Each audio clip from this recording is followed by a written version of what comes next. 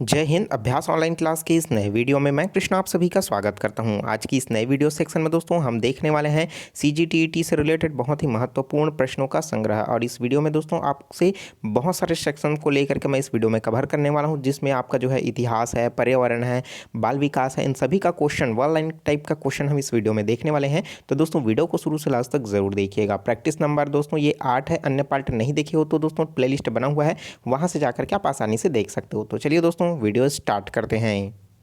तो दोस्तों one line fact है, एक एक लाइन में फटाफट पढ़ रहा हूँ, आप अपने दिमाग में उसको दोस्तों स्थायी रूप से रखते जाइए, ताकि जो है इस तरीके का प्रश्न अगर पूछा जाएगा तो आप आसानी से बना लोगे। तो चलिए दोस्तों कुछ पुराना जो है इतिहास मतलब प्राचीन इतिहास से रिलेटेड प्रश्न देख सकते हैं। ये जो है आपका सीजीटीईटी पेपर 2 का जो सोशल साइंस सेक्शन है उसमें काम आएगा। चलिए देखते हैं। प्रश्न है अस्तोमा सतगमयम जो है कहाँ से लिया गया है, तो ये ऋग्वेद से लिया गया है।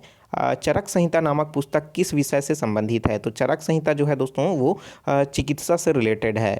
अमरावती जो बौद्ध स्तूप है वो कहाँ है, तो वो बौद्ध स्तूप है आंध्र प्रदेश में स्थित है। चूंकि दोस्तों आंध्र प्रदेश की जो राजधानी है वो अमरावती है, और अमरावती बौद्ध स्तूप जो है आंध्र प्रदेश में स्थित है। नेक्स्ट है अशोक का दक्षिण शिलालेख कहाँ है, तो दोस्तों जो अशोक ने बहुत सारे जो है शिलालेख बनवाए हैं, उनमें से सबसे दक्षिणतम जो शिलालेख है वो है दोस्तों येरागुड़ी में स्थित है। ये क्वेश्चन इंपॉर्टेंट है, बहुत बार प्रश्न पूछा जा चुका है व्यापम में। गीत गोविंद के रचयिता कौन है, तो जयदेव जो है गीत गोविंद के रचयिता हैं। उसके बाद दोस्तों नेक्स्ट है आईने मकबरी का लेखक कौन है, ये भी इंपॉर्टेंट प्रश्न है। आईने मकबरी का जो लेखक कौन है, अबुल फजल है। नेक्स्ट क्वेश्चन है खालसा सेना की स्थापना तथा पहला पर्व की प्रवर्तक कौन है, तो वह है दोस्तों गुरु गोविंद सिंह है।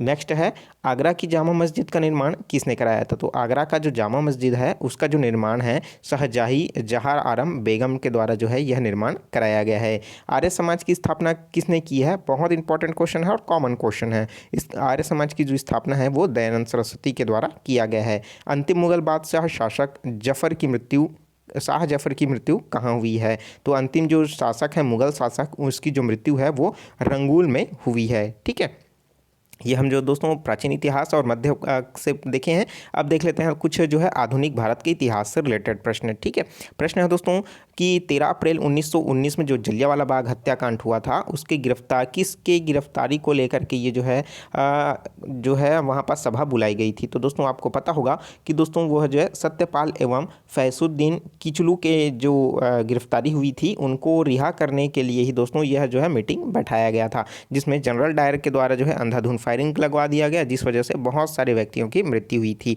और इसके जांच के लिए दोस्तों हंटर आयोग की कमेटी की भी स्थापना की गई थी। ठीक है, देखते हैं नेक्स्ट।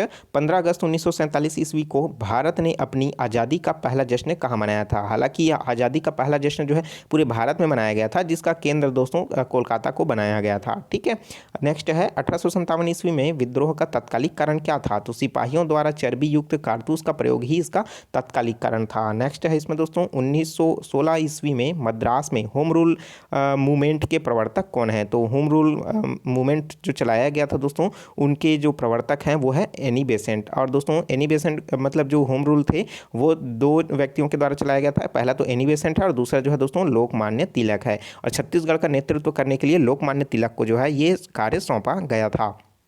नेक्स्ट है दोस्तों 1917 ईस्वी में चंपारण सत्याग्रह किस राज्य से प्रारंभ हुआ था, तो चंपारण सत्याग्रह जो प्रारंभ हुआ था वो बिहार राज्य से स्टार्ट हुआ था।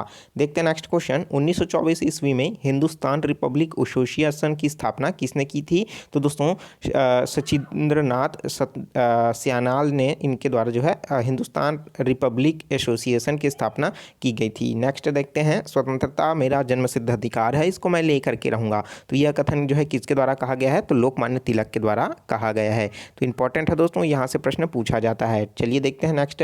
हिंदुस्तान सोशलिस्ट रिपब्लिक एसोसिएशन की स्थापना कब हुई है, तो हिंदुस्तान सोशलिस्ट रिपब्लिक एसोसिएशन की स्थापना 1928 में हुई है, कहाँ, दिल्ली में हुई है। नेक्स्ट है 1939 ईस्वी में कांग्रेस छोड़ने के बाद सुभाष चंद्र बोस ने किस दल की स्थापना की, तो दोस्तों फॉरवर्ड ब्लॉक के नाम से सुभाष चंद्र बोस ने जो है अपना एक नया दल बना लिया था। कांग्रेस जब इन्होंने इनका और गांधी के बीच नहीं बना, फिर वो क्या कर दिए, कांग्रेस छोड़ दिए थे, कब, 1939 ईस्वी में। नेक्स्ट है दोस्तों 1947 ईस्वी में भारतीय राष्ट्रीय कांग्रेस के दिल्ली अधिवेशन की अध्यक्षता किसने की थी, तो इंपॉर्टेंट क्वेश्चन है बहुत। अभी जो व्यापम का एग्जाम हुआ उसमें ये प्रश्न पूछा गया था कि 1947 में भारतीय राष्ट्रीय जो अधिवेशन हुआ था उनकी अध्यक्षता किसने किया था, तो राजेंद्र प्रसाद ने किया है। ठीक है, अब देखते हैं दोस्तों कुछ जो है कॉन्स्टिट्यूशन से रिलेटेड, ये भी आप इंपॉर्टेंट है और यहाँ से प्रश्न पूछा जाएगा। देखिए, उच्चतम न्यायालय का जो न्यायाधीश है उनका वेतन और भत्ते जो है कहाँ से दिया जाता है, तो भारत की जो संचित निधि है वहीं से दोस्तों इनका जो है वेतन दिया जाता है। और देख लेते हैं यहाँ पर दोस्तों, किस एक अधिकार को डॉक्टर बी राम अंबेडकर ने संविधान की आत्मा कहा है, तो संवैधानिक उपचार का जो अधिकार है उसे ही संविधान की आत्मा कहा है, जिसको आर्टिकल 32 जो संविधान के भाग 3 में रखा गया है मौलिक अधिकार के अंतर्गत, वो इसी को ही संविधान की आत्मा कहा है। नेक्स्ट है, भारतीय संविधान के संशोधन की प्रक्रिया किस देश से ली गई है, तो दोस्तों संविधान संशोधन की प्रक्रिया जो है दक्षिण अफ्रीका से लिया गया है, और से भी बहुत सारे स्रोत हैं जहाँ से क्या है विदेशों से लिया गया है। जैसे मौलिक अधिकार की बात करें तो मौलिक अधिकार को अमेरिका से लिया गया है। ठीक है, और जो है संविधान संशोधन की जो है संशोधन की बात करें है ना, उसके बाद दोस्तों आपको जो है नीति निर्देशक तत्व है वो उसको कहाँ से लिया गया है, आयरलैंड से लिया गया है। संसदीय व्यवस्था को कहाँ से लिया गया है, ब्रिटेन से लिया गया है। तो ये सब प्रश्न पूछा जाता है। ठीक है, देखते हैं नेक्स्ट, भारत सरकार ने आपदा प्रबंधन अधिनियम में को कब अधिनियमित किया है, तो 23 दिसंबर 2005 को अधिनियमित किया है। भारत में सशस्त्र बलों का सर्वोच्च सेनापति कौन होता है, तो भारत में सशस्त्र बलों का सर्वोच्च सेनापति राष्ट्रपति होता है, और राष्ट्रपति के नीचे दोस्तों एक होता है CDS। ठीक है, CDS होता है चीफ डिफेंस जो है दोस्तों अपार्टमेंट का व्यक्ति। ठीक है, अभी हाल ही में दूसरा CDS जो है नियुक्त किया गया है। ठीक है, क्योंकि अभी विपिन रावत जो है पहले CDS थे, उनकी जो है दोस्तों हेलीकॉप्टर क्रैश में उनकी मृत्यु हो गई, तो उनकी जगह नया बनाया गया है। तो वो नया व्यक्ति कौन है, नीचे कमेंट करके ज़रूर बताइएगा। तो चलिए दोस्तों देखते हैं नेक्स्ट, भारत के भाषा के आधार पर बनने वाला पहला राज्य कौन सा है, तो दोस्तों आज़ादी के बाद भाषाओं के आधार पर बनने वाला राज्य कौन सा है, आंध्र प्रदेश है। इंपॉर्टेंट है, बहुत बार पूछा जा चुका है और ये क्वेश्चन अब कॉमन भी हो चुका है। नेक्स्ट क्वेश्चन है, भारत में किस प्रकार की शासन व्यवस्था अपनाई गई है, तो देखिए मैंने अभी थोड़ी देर पहले बताया था कि संसदीय प्रणाली कहाँ से लिया गया है, ब्रिटेन से लिया गया है, और वही प्रश्न पूछा गया। देखिए भारत में जो शासन प्रणाली है ब्रिटिश संसदीय प्रणाली के आधार पर ही लिया गया है। ठीक है, देखते हैं नेक्स्ट क्वेश्चन, भारत का प्रधानमंत्री बनने के लिए कम से कम कितनी आयु होना चाहिए, तो भारत में अगर आप प्रधानमंत्री बनते हैं तो आपके लिए न्यूनतम आयु जो है 25 वर्ष होना चाहिए। देखते हैं नेक्स्ट क्वेश्चन, भारत का राष्ट्रपति त्यागपत्र किसको देता है, तो अपना त्यागपत्र किसको देता है भाई, उपराष्ट्रपति को देता है। और उसी तरीके से भारत का 29वां राज्य कौन सा है, तो भारत का दोस्तों सबसे 29वां राज्य कौन सा है, वो है तेलंगाना। ठीक है, अब देखते हैं पर्यावरण से रिलेटेड, जो कि आपको पेपर 1 का जो पर्यावरण सेक्शन है उसमें काम आएगा। तो देखते हैं प्रश्न, किस जीव को भूमि की आंत कहा जाता है, तो भूमि की आंत केंचुआ को कहा जाता है। नेक्स्ट है, बिनसर वन्य जीव अभ्यारण्य भारत के किस राज्य में स्थित है, तो बिनसर वन्य जीव अभ्यारण्य जो स्थित है वो उत्तराखंड में स्थित है। भारत का कौन सा राष्ट्रीय उद्यान सर्वाधिक ऊंचाई पर स्थित है, तो सर्वाधिक ऊंचाई पर स्थित जो राष्ट्रीय उद्यान है दोस्तों वो हेमिस राष्ट्रीय उद्यान है, जो कि पूर्वी लद्दाख में स्थित है। ठीक है, और अलग अलग तरीके से पूछा जाता है दोस्तों, जैसे क्या हो गया, तैरता हुआ अभ्यारण्य पूछा जाता है। ठीक है, कि भारत का एक ऐसा अभ्यारण्य जो क्या है तैरता हुआ है, तो वो है दोस्तों किबुल रामजाव है, जो कि क्या है मणिपुर में स्थित है। ठीक है, नेक्स्ट है, पारिस्थितिक तंत्रों में से कौन सबसे ज़्यादा शुद्ध वार्षिक प्राथमिक उत्पादकता का निर्माण करता है, तो ऐसा क्षेत्र क्या कहलाता है दोस्तों, उष्णकटिबंधीय पर्णपाती वन, जो जहां पास सर्वाधिक मात्रा में शुद्ध वार्षिक प्राथमिक उत्पाद मतलब जो वनों से प्राप्त होता है वो यहां से प्राप्त होता है। ठीक है, देखते हैं नेक्स्ट क्वेश्चन दोस्तों, नाचने वाला हिरण जिसको हम दोस्तों सनगाई हिरण के नाम से जानते हैं, भारत के किस प्रदेश में पाया जाता है, तो किस प्रदेश में पाया जाता है, मणिपुर के किबुल रामजाव राष्ट्रीय उद्यान। मैंने अभी थोड़ी देर पहले बताया था ना कि ऐसा कौन सा राष्ट्रीय उद्यान है जो तैरता हुआ है राष्ट्रीय उद्यान है भारत का एकमात्र, वो है किबुल रामजाव है ना। तो ये जो है दोस्तों मणिपुर में स्थित है। तो यही जो है सानगाई जो हिरण है, जिसे नाचने वाला हिरण कहते हैं, वो पाया जाता है। ठीक है, तो देख सकते हो यहाँ पास से प्रश्न इंपॉर्टेंट है, प्रश्न पूछा जाता है। नेशनल टाइगर कंजर्वेशन अथॉरिटी की स्थापना कब हुई है, तो नेशनल टाइगर कंजर्वेशन अथॉरिटी की स्थापना सन 2006 में हुई है, और इसी के तहत जो दोस्तों जो है छत्तीसगढ़ में अचानक मार्ग जो कि मुंगेली ज़िले में स्थित है उसको बायो टाइगर रिजर्व घोषित किया गया है। ठीक है, देखते हैं नेक्स्ट, सबसे अधिक स्थिर पारिस्थितिक तंत्र कौन सा है? तो दोस्तों सबसे अधिक स्थिर जो पारिस्थितिक तंत्र है वो सागरीय महासागरीय पारिस्थितिक तंत्र है। ये इंपॉर्टेंट है, बहुत बार प्रश्न पूछा जा चुका है। नेक्स्ट है, देखते हैं दोस्तों, जैव विविधता की दृष्टि से भारत का सबसे धनी स्थल कौन सा है? तो जैव विविधता की दृष्टि से सबसे ज़्यादा धनी जो है स्थल है वो है दोस्तों पश्चिमी घाटी। ठीक है, तो पश्चिमी घाटी दोस्तों वो क्या है, बहुत ही महत्वपूर्ण है, क्योंकि यहाँ पास जो है कहा जाए तो ऐसी परिस्थिति बन जाती है जहाँ पास विविधताओं की संख्या भी क्या है, बहुत ज़्यादा है। देखते हैं नेक्स्ट क्वेश्चन, गंगा डेल्टा एवं मैंग्रोव वन कहाँ पाया जाता है, मतलब कहाँ पर है? तो दोस्तों सुंदरवन की डेल्टा को जो है सुंदरवन में स्थित है। कौन सा वन? Mangrove one. और दोस्तों सुंदरवन कहाँ पास बनता है? पश्चिम बंगाल में, बंगाल की खाड़ी में। ठीक है, नेक्स्ट है, चिपको आंदोलन उत्तराखंड के किस जिले में प्रारंभ हुआ था? तो ये दोस्तों चंदमौली नामक जो जगह है वहाँ पास हुआ था। इनके नेतृत्वकर्ता कौन थे? सुंदरलाल बहुगुणा थे, जिन्होंने वृक्ष को काटने पर क्या कर दिए थे, वे अब पेड़ों में जाकर के चिपक जाते थे और व्यक्तियों मतलब जो काट रहे हैं पेड़ उसको काटने के लिए अपने उनका ये कहना था कि अगर एक पेड़ को काटोगे तो मेरे सिर को पहले काटना होगा तभी आप पेड़ को काटोगे। और दूसरा स्लोगन था दोस्तों, अगर आप एक पेड़ को काटोगे तो अंग्रेज़ों के 100 पेड़ को एक पेड़ को काटने पर 10 अंग्रेज का सर गिरेगा। ठीक है, तो इस तरीके से इसमें प्रश्न पूछा जाता है, तो आप इसको याद रखिए। देखते हैं दोस्तों, जलवायु परिवर्तन एवं आपदा से संबंधित बहुत ही महत्वपूर्ण प्रश्नों का कलेक्शन, तो यहाँ से भी प्रश्न पूछा जाता है। जलवायु परिवर्तन है दोस्तों, सबसे पहले देखिए, कम कार्बन विश्व में संक्रमण को उत्प्रेरित करने के लिए क्लाइमेट न्यूट्रल नेटवर्क, जिसे CNNet के नाम से जाना जाता है, 2008 किसने लॉन्च किया था? तो दोस्तों ये है यूनाइटेड नेशन एनवायरमेंटल प्रोग्राम के तहत इसको लॉन्च किया गया था। ठीक है, अब देखते हैं नेक्स्ट क्वेश्चन, विश्व की सर्वप्रथम ग्रीन हाउस गैस निरीक्षण उपग्रह कौन सा है? तो दोस्तों सबसे पहले जो निरीक्षण करने वाला जो उपग्रह है ग्रीन हाउस गैस को लेकर के, तो वो है दोस्तों इबूकी है। ठीक है, ग्रीन हाउस गैसों की संकल्पना किसने दी थी? तो ग्रीन हाउस गैसों की संकल्पना जोसेफ फेरियर ने दिया था। पिछले जो वीडियो है मैंने पर्यावरण से रिलेटेड मैंने ये क्वेश्चन को कराया था। ठीक है, अगर आपको याद होगा तो वेरी गुड। देखते हैं नेक्स्ट क्वेश्चन, पृथ्वी के नजदीकतम वायुमंडल का सबसे निचली परत क्या कहलाता है? क्षोभमंडल कहलाता है, जिसमें मौसम परिवर्तन सभी घटनाएं इसी के तहत होता है, इसी के अंदर होता है। नेक्स्ट है, कौन सा राज्य भारत का प्रथम कार्बन युक्त राज्य बन गया है? तो दोस्तों कार्बन मुक्त है। ठीक है, मतलब ऐसा जो उसमें कार्बन बहुत कम है, माइनर मात्रा, तो वह दोस्तों हिमाचल प्रदेश है। देखते हैं नेक्स्ट क्वेश्चन, नदियों या जल स्रोत और जलाशयों में अधिक जल आने पर अचानक और अस्थायी रूप से किसी भूभाग का जलमग्न हो जाना क्या कहलाता है? तो दोस्तों वो क्या कहलाता है? बाढ़ कहलाता है। एकाएक कहीं पास पानी भर जाता है ना, तो जलमग्न हो जाता है, तो वो क्या कहलाएगा? बाढ़ कहलाएगा। ठीक है, उसी तरीके से दोस्तों अगर कहीं पास कम पड़ जाएगा तो वो क्या कहलाएगा? सूखा कहला जाएगा। ठीक है, मौसम विभाग द्वारा अनुमान सूखे का सूचकांक क्या होता है? तो जहाँ पास जो है दोस्तों 10% से कम वर्षा होती है उसे सूखा घोषित करने का जो है दोस्तों सरकारी नियम है। ठीक है, तो इसे ही में सूखा की स्थिति में मतलब सूखे का सूचकांक क्या है? 10% से कम बारिश होती है तो वो क्या कहलाएगा? आपका सूखा क्षेत्र में आएगा। देखते हैं नेक्स्ट, छत्तीसगढ़ की सतह पर अफ्रीक मतलब चट्टानों की जो जमा हुआ ऊर्जा है अचानक बाहर निकल जाता है तो वो क्या कहलाता है? तो वो कहलाता है भूकंप कहलाता है। ठीक है, जो वाइब्रेशन के थ्रू बाहर निकलता है।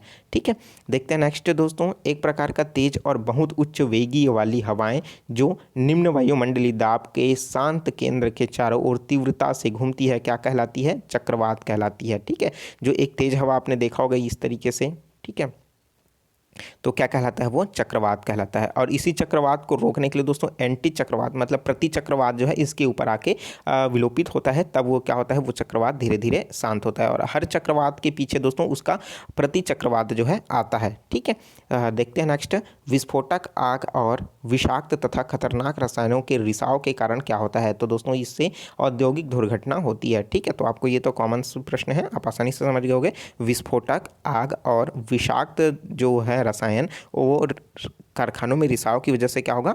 दुर्घटना होगा। ठीक है, चलिए देखते हैं दोस्तों भारत और विश्व भूगोल से रिलेटेड कुछ महत्वपूर्ण प्रश्न। देखिए प्रश्न है, वायु जल अथवा बर्फ के गतिशील लंबे से भूपृष्ठ पर किसी भाग पर घिसता जाता है तो वो क्या कहलाता है? अपघर्षण कहलाता है। ठीक है, प्रश्न है, वायु के परिमाण की इकाई में विद्यमान जलवाष्प की मात्रा जो साधारण रूप से प्रति घन मीटर ग्राम में प्रदर्शित की जाती है उसे क्या कहा जाता है? उसे कहा जाता है निरपेक्ष आर्द्रता। मतलब वायुमंडल में उपस्थित जो प्रति घन मीटर, 1 घन मीटर अगर हम लोग देख रहे हैं, ये 1 घन मीटर, ये एक घन बना दिया मैं, 1 घन मीटर में इसमें जितना भी वायु है उसके साथ जल वाष्प है तो है ना इसके अंदर, वो क्या कहलाएगा, वो दोस्तों निरपेक्ष आर्द्रता कहलाएगा। ठीक है, देखते हैं नेक्स्ट क्वेश्चन। मौसम विभाग की वह शाखा जिसमें गुब्बारों, वायुयानों और बदलावों द्वारा वायु का अध्ययन किया जाता है क्या कहलाता है, तो वो क्या कहलाता है, वायु विज्ञान कहलाता है। ठीक है, तो इसी तरीके से दोस्तों आपको पता होगा गुब्बारों से भी जो है वहाँ की मौसम का अध्ययन किया जाता है। उसमें क्या किया जाता है, एक बड़ा सा बलून लिया जाता है, बलून लेने के पश्चात दोस्तों उसमें एक मीटर को बांधा जाता है और उसके अंदर जो भरा जाता है दोस्तों हाइड्रोजन गैस भरा जाता है और उसको ऊपर छोड़ दिया जाता है, उसको मॉनिटरिंग किया जाता है उस मीटर के दौरान। ठीक है, तो और उससे वहाँ की वायु दाब के अनुसार पता चल जाता है। ठीक है, देखते हैं नेक्स्ट क्वेश्चन दोस्तों। पवन की दिशा का अनुरूप दिशा में रूपांतरित बालू का एक चपाकार टिप्पा जो पवन की दिशा के नियत रूप से क्या होता है, बनता है और प्रायः रेतीले मरुस्थलों में पाया जाता है, क्या कहलाता है दोस्तों, वो क्या कहलाता है, बरकान के नाम से जाना जाता है। बरकान से अभी देखिए प्रश्न स्पष्ट कर देता हूँ। तो एक रेगिस्तान मरुस्थल है, तो यहाँ पास क्या होगा, जब तेज हवा चलेगा तो यहाँ का रेत जो है उड़ करके कहीं पास दूसरे जगह टापू बना लेगा। ठीक है, ये अपना पोजीशन क्या करता है, बदलते रहता है। यहाँ पास अब जब हवा इधर से आएगी तो इधर से क्या होगा, यहाँ पास का टापू उधर उठ करके यहाँ पास टापू बन जाएगा, तो यही क्या कहलाता है, बरकान कहलाता है। ठीक है, तो इसमें आपको याद रखना है एक विस्तृत ज्वालामुखी क्रेटर जो पिछले है ना छिछले गर्त अथवा बेसिन के रूप में होता है और जिसकी रचना लावा उद्गार के परिणाम स्वरूप विवर के चारों ओर भूमि घास जाने के बाद कारण होती है, मतलब चारों ओर की भूमि जो है धंस जाने के कारण होती है, तो क्या कहलाता है, तो दोस्तों वो क्या कहलाता है, ज्वालामुखी कुंड कहलाता है। ठीक है, नेक्स्ट है दोस्तों, 1 घंटे में पृथ्वी कितने देशांतर घूमती है, तो 1 घंटे में दोस्तों जो पृथ्वी है 15 देशांतर घूमती है, मतलब ये इसको खड़ी जो लकीर होती है उसको देशांतर कहते हैं दोस्तों, और इधर वाला दोस्तों आपको क्या कहा जाता है, अक्षांश रेखाएं कहते हैं। ठीक है, तो कंफ्यूज भी मत होइएगा कि अक्षांश क्या है, देशांतर क्या है। देशों के बीच जो अंतर बताएगा उसको क्या कहेंगे, देशांतर कहेंगे, और जो इस तरीके का होता है दोस्तों वो क्या कहलाता है, आपका अक्षांश रेखा कहलाता है। ठीक है, चलिए देखते हैं। तो 1 घंटे में कितना देशांतर होता है, 15 डिग्री का देशांतर होता है। ठीक है, तो 1 घंटे में देखते हैं प्रश्न है दोस्तों, देश में किस नदी में सबसे ज़्यादा पुनः प्रतियोग्य भौम जल संसाधन है, तो है गंगा नदी का। ठीक है, उसी तरीके से दोस्तों भारत की स्थल सीमा किस देश के साथ सबसे ज़्यादा है, तो भारत की स्थल सीमा किस देश के साथ सबसे ज़्यादा है, तो वो है बांग्लादेश का सबसे ज़्यादा। ठीक है, तो आप इसमें याद रख सकते हो दोस्तों, भारत के जो जितने भी पड़ोसी देश हैं, पड़ोसी राज्य हैं, ठीक पड़ोसी देश हैं, तो उसका सबको आपको याद रखना होगा। तो किस तरीके से आप इसको याद रख सकेंगे, तो क्या होगा आपका, जैसे बचपन है ना, तो आप याद रखिए। ठीक है, बचपन MBA। ठीक है, MBA, तो बचपन से ब से क्या होगा, बांग्लादेश हो जाएगा, च से चीन हो जाएगा, पा से पाकिस्तान हो गया, ना से या क्या होगा, नेपाल आएगा, M से क्या हो गया, म्यांमार आएगा, B से क्या हो जाएगा आपका दोस्तों भूटान आएगा, और A से क्या हो जाएगा, अफगानिस्तान आ जाएगा। ठीक है, इस तरीके से भारत के पड़ोसी देशों को आप आसानी से याद रख सकते हो। देखते हैं नेक्स्ट है, मनेंद्रगिरी की पहाड़ी किन 2 राज्यों के तट पर स्थित है, तो दोस्तों उड़ीसा और आंध्र प्रदेश के बीच क्या है, ये स्थित है। देखते हैं दोस्तों नेक्स्ट है, रेंगुल मिट्टी सबसे अधिक किस राज्य में पाई जाती है, तो रेंगुल मिट्टी जो दोस्तों सबसे ज़्यादा पाई जाती है वो है महाराष्ट्र में पाई जाती है, और कुछ हिस्सा जो है दोस्तों उसका छत्तीसगढ़ का हिस्सा में आता है, राजनांदगांव जो जिला है वहाँ पास। ठीक है, देखते हैं दोस्तों नेक्स्ट है भारतीय अर्थव्यवस्था, तो भारतीय अर्थव्यवस्था से रिलेटेड भी 10 क्वेश्चन हम देख लेते हैं।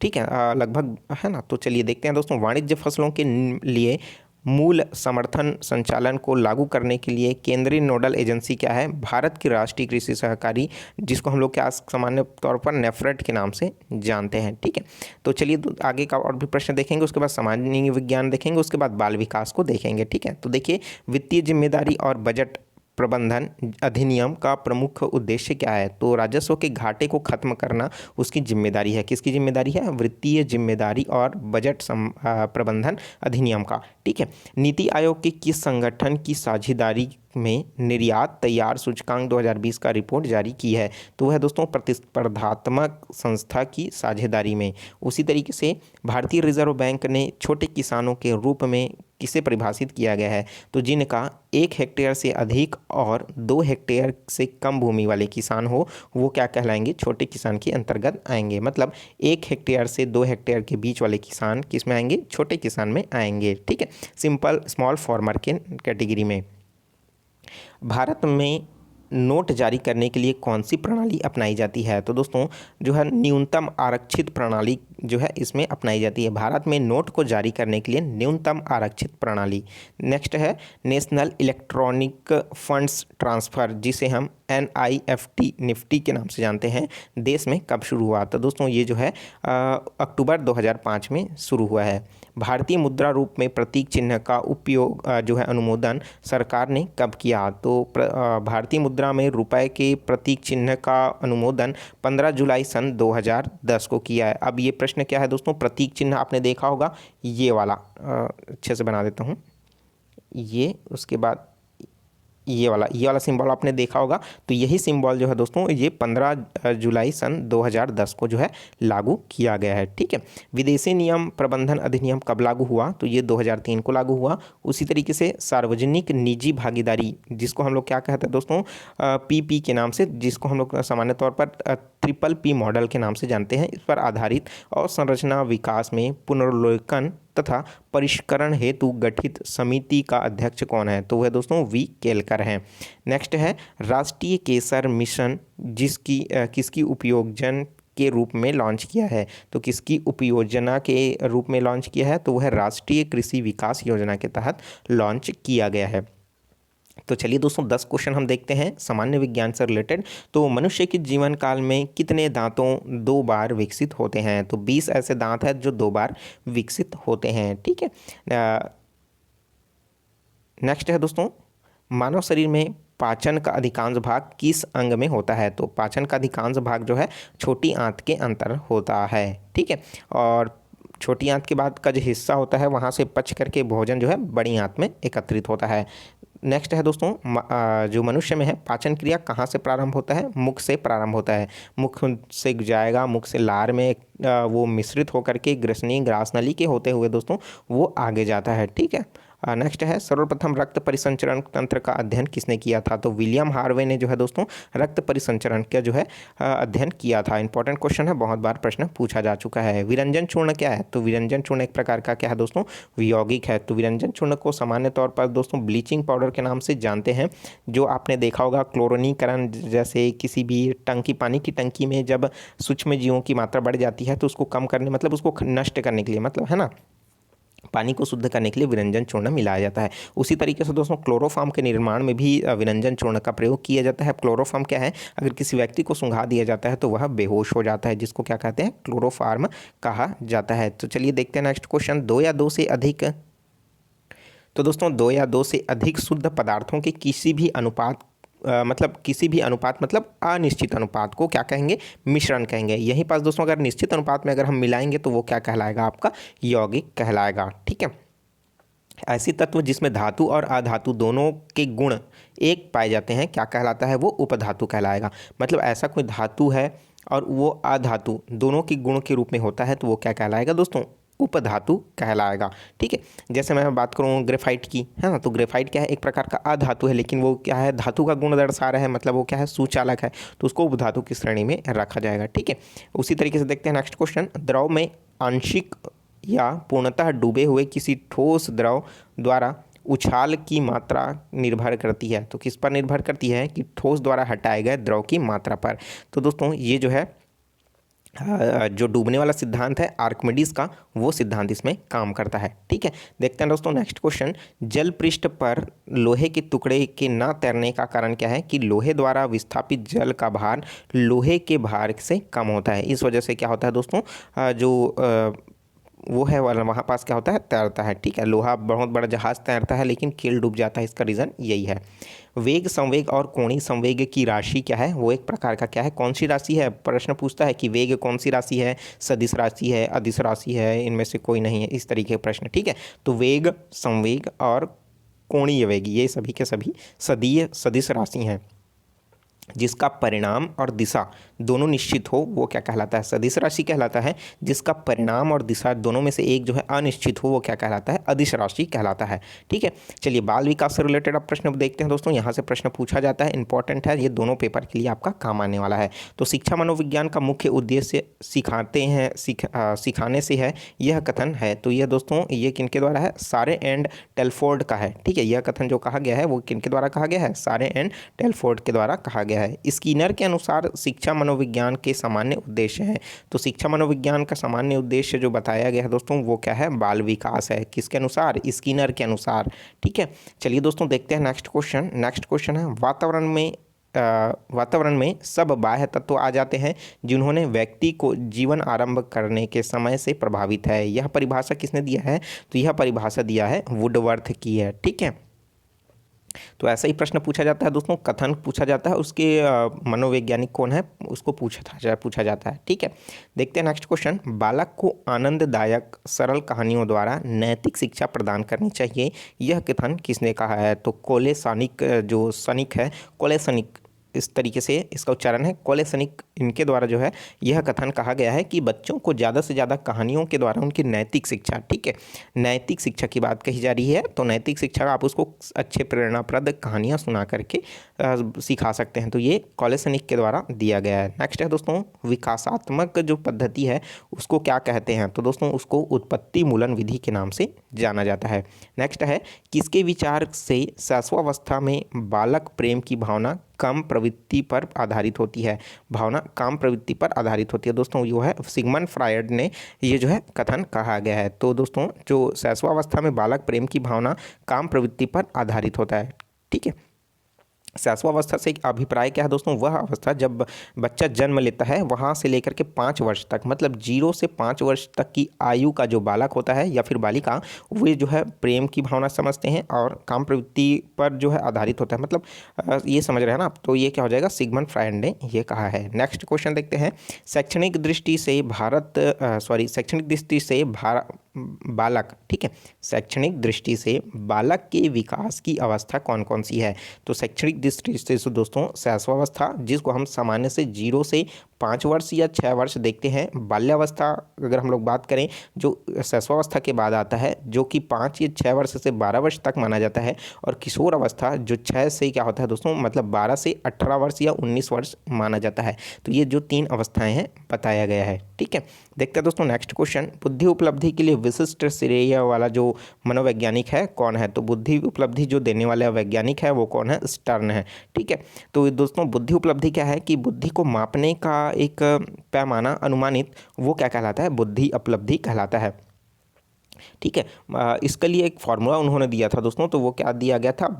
वास्तविक मानसिक आयु बटे वास्तविक आयु। तो मानसिक आयु बटे वास्तविक आयु, उसके बाद क्या हो जाएगा? गुणा 100। इसी फार्मूला के अकॉर्डिंग अगर आप रखोगे तो आप अपनी बुद्धि उपलब्धि या फिर IQ आप अपना निकाल सकेंगे। मानसिक आयु मतलब आप किस एज की उम्र के हिसाब से आप किसी चीज़ को सोचते हो, है ना? क्योंकि क्या है, बहुत सारे ऐसे छोटे बच्चे होते हैं जिसकी आयु कम होता है और वो क्या होते हैं, बड़े बड़ों की बात जैसे सोचते हैं। लेकिन बहुत सारे ऐसे व्यक्ति होते हैं जो बड़े हो जाते हैं फिर भी क्या होता है, वो बच्चों की तरह सोचते हैं। तो आप जिस तरीके से सोचते हैं उसको आप मानसिक आयु में रखिए। ठीक है, जैसे अगर आप क्या है 80 साल के हैं, ठीक है, 80 साल के हो गए हैं तो नीचे में 80 साल रख दीजिए, जो कि आपकी क्या है? वास्तविक आयु। अब जितना साल आपको चल रहा है वो आपको क्या है? वास्तविक आयु है। मानसिक आयु मतलब वो बच्चे की तरह सोच रहा है, मतलब आप उसको 50 में कर दीजिए, 50 साल के जैसा सोच रहा है। या फिर अगर वो 30 साल के जैसे सोच रहा है तो 30 साल कर दीजिए और गुणा क्या कर दीजिए? 100 कर दीजिए। यहाँ से यहाँ काट दीजिए, आप जैसा काटोगे उसके बाद जो आएगा आपका वो क्या कहलाएगा? आपका बुद्धि उपलब्धि कहलाएगा। ठीक है, ये जो है स्टर्न के द्वारा दिया गया है। देखते हैं दोस्तों नेक्स्ट क्वेश्चन। मानव विकास जिन 2 कारकों पर निर्भर है वह है, तो वह है जैविक और सामाजिक। ठीक है, तो मानव जो विकास है दोस्तों वो जो किस पर निर्भर है? जैव पर निर्भर है और समाज पर निर्भर है। नेक्स्ट है दोस्तों, जब माता पिता के बच्चे अपने विपरीत विशेषताओं वाले विकसित होते हैं तो यह किस पर सिद्धांत लागू होता है? तो दोस्तों तो जब देखिए माता पिता कुछ और हैं और उनका जो संतान है वो बाकी दूसरे से रिलेटेड है, ठीक है, मतलब कहीं से इनसे मेल नहीं खाता है, तो वो क्या कहलाएगा दोस्तों, तो वो क्या कहलाएगा, प्रत्यागमन का सिद्धांत के अनुसार वो क्या है, वो उनका लागू होता है, ठीक है। तो क्योंकि देखिए अगर माता पिता, क्योंकि वंशानुक्रम का बहुत प्रभाव इसमें पड़ता है और वो चीज़ उसमें नहीं दिख रहा है, तो कहीं ना कहीं वो क्या है, प्रत्यागमन का सिद्धांत उसमें लागू हो रहा है, ठीक है। नेक्स्ट इसमें एक अलग से सेक्शन है दोस्तों, उसको हम देखेंगे नेक्स्ट में। तो वीडियो कैसा लगा दोस्तों कमेंट करके जरूर बताइएगा। बहुत सारे क्वेश्चन को हमने इसमें कवर किया है, ठीक है, लगभग हमने 90 क्वेश्चन को कवर कर लिया है, इंपॉर्टेंट है। और वीडियो कैसा लगा कमेंट करके ज़रूर बताइए। इसी तरीके का वीडियो और भी आप देखना चाहते हैं तो कमेंट करके ज़रूर पूछ लीजिएगा, ठीक है, क्योंकि यह इस तरीके का वीडियो बहुत ही कम आपको देखने को मिलेगा और बहुत ही इंपॉर्टेंट है। और दोस्तों अभी तक चैनल को सब्सक्राइब नहीं किया और जरूर सब्सक्राइब करके नोटिफिकेशन बेल आता है जरूर ऑन कर लीजिए, क्योंकि इसी तरीके का ज्ञानवर्धक की वीडियो आपको लगातार मिलता रहेगा। इसका PDF जो है आप मेरे टेलीग्राम चैनल अभ्यास ऑनलाइन क्लास में जा सकते हो, या फिर दोस्तों इसका लिंक जो है मैंने नीचे डिस्क्रिप्शन में भी दे रखा है, वहाँ पास प्लेलिस्ट में भी बना हुआ है, वहाँ देख लीजिए आप, वहाँ से आसानी से जो है आप वहाँ से ज्वाइन कर लेंगे। और भी बहुत सारे वीडियो है उसको देखिए, ओल्ड क्वेश्चन पेपर है, प्रैक्टिस सेट है, आप जरूर देखिए। अभी भी रजिस्ट्रेशन हो रहा है दोस्तों CGTET के लिए अभ्यास ऑनलाइन क्लास में, तो आप जरूर वहाँ रजिस्ट्रेशन कर लीजिए, ठीक है। और साथ ही साथ दोस्तों इंस्टाग्राम पर भी मुझे फॉलो कीजिए, क्योंकि वहाँ भी कैंडिडेट कम फॉलो हैं, तो वहाँ पास अगर आपको कोई सवाल है तो बिल्कुल पूछ सकते हैं, वहाँ मैं रिप्लाई जल्दी दे देता हूँ। तो चलिए दोस्तों मिलते हैं नए वीडियो में नए जानकारी के साथ। और अगर आपको कोई डाउट है तो नीचे कमेंट बॉक्स खाली है, मैं बार बार बोल रहा हूँ, थोड़ा रिप्लाई में देने में थोड़ा लेट हो सकता है, लेकिन मैं रिप्लाई ज़रूर दूंगा, ठीक है। तो कमेंट करके ज़रूर पूछ लीजिएगा। तो चलिए मिलते हैं नए वीडियो में नए जानकारी के साथ। तो मुझे दीजिए इजाज़त, take care, all the best, Jai Hind.